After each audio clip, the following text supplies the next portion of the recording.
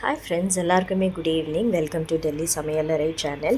இன்றைக்கி பக்ரீத் ஸ்பெஷல். வீட்டில் எல்லாருக்கிட்டே கேட்டேன், எல்லாமே மட்டன் பிரியாணி பண்ணலான்னு சொன்னாங்க. அதனால் 1/2 kg மட்டன் எடுத்திருக்கேன்.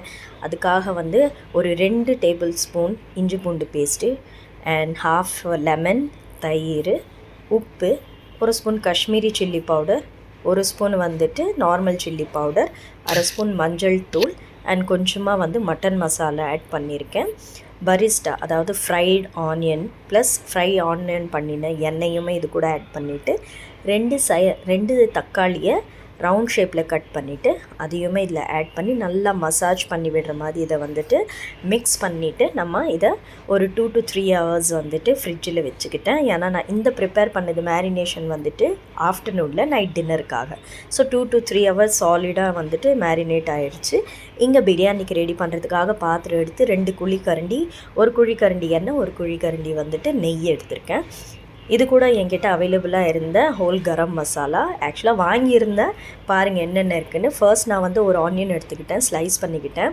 இங்கே கல்பாசியாக கடல் பாசியாக தெரில, எனக்கு தெரியுது கல்பாசி. அண்ட் ஏலக்காய், பட்டை, லவங்கம், பிரிஞ்சி இலை, ஸ்டார் அனீஸ், அப்புறமா இது என்ன சொல்லுவாங்க, அது பெரிய ஏலக்காய், அதுக்கப்புறமா ஜாவித்ரி. இதெல்லாமே எடுத்து ஃபஸ்ட்டு ஆயில் சூடானதுமே அதில் ஆட் பண்ணதுமே ஸ்லைஸ் பண்ணின ஆனியனுமே போட்டு இம்மீடியட்டாக நான் 4 பச்சை மிளகா ஸ்லிட் பண்ணி போட்டிருக்கேன். கூடவே கொஞ்சம் உப்பும் போட்டுக்கிட்டேன்.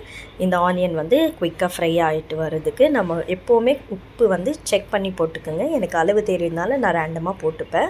கூடவே ஒரு கைப்பிடி அளவு புதினா, கொத்தமல்லி தலை 2த்தையுமே சேர்த்துக்கிட்டு ஒரே 1 ஸ்பூன் இஞ்சி பூண்டு பேஸ்ட் நான் ஆட் பண்ணிக்கிறேன். இது கூடவே பார்த்திங்கன்னா நல்லா அந்த ஆனியன்லாம் பொரிஞ்சு வந்ததுமே மேரினேட் பண்ணி வச்சுருந்தேன் மட்டனையுமே எடுத்து ஆட் பண்ணிக்கிறேன். ஒரு துளி கூட நான் தண்ணியே ஊற்றலை. ஏன்னா கறியிலேயே அதனுடைய தண்ணி வருது, அதாலேயே அது குக் ஆயிரும்.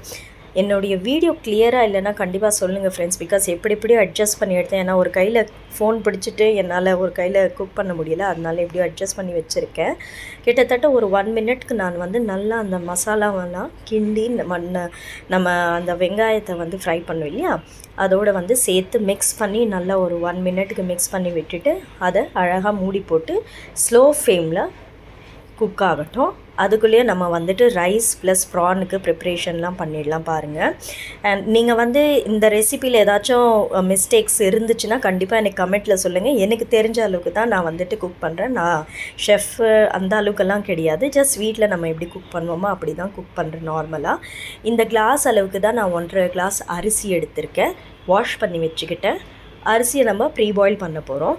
ஸோ அதுக்கு நம்ம ஜீரகம், பெப்பரு, உப்பு, கொத்தமல்லி, புதினா, அப்புறமா பிளாக் பெப்பர், இதெல்லாம் கொஞ்சம் கரம் மசாலா போட்டு நல்லா பாயில் வந்ததுக்கப்புறம் நம்ம வாஷ் பண்ணி வச்சுருந்த அரிசியை ஆட் பண்ணி ஒரு 80% குக் ஆனால் போதும்.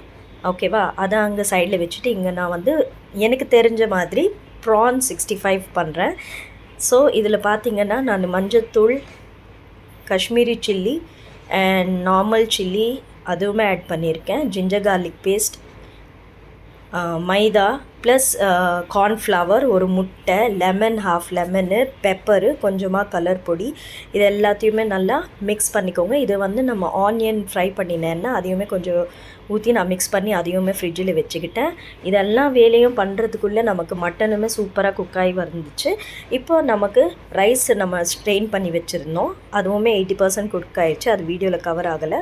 ஸோ நம்ம ஒரு லேயர் மட்டன் மேலே ரைஸை போட்டுட்டு அது மேலே ஒரு லேயர் பரிஸ்டா அண்ட் கொத்தமல்லி, புதினா தலை தூவிட்டு மறுபடியும் இன்னொரு லேயர் ரைஸு. சேம் ப்ரொசீஜரை நம்ம ஃபாலோ பண்ணிவிட்டு இங்கே நம்ம அரிசி கொதிக்க வச்ச தண்ணியிலே கொஞ்சமாக கலர் பொடியை கலந்து நான் ஊற்றி விட்டுருக்கேன்.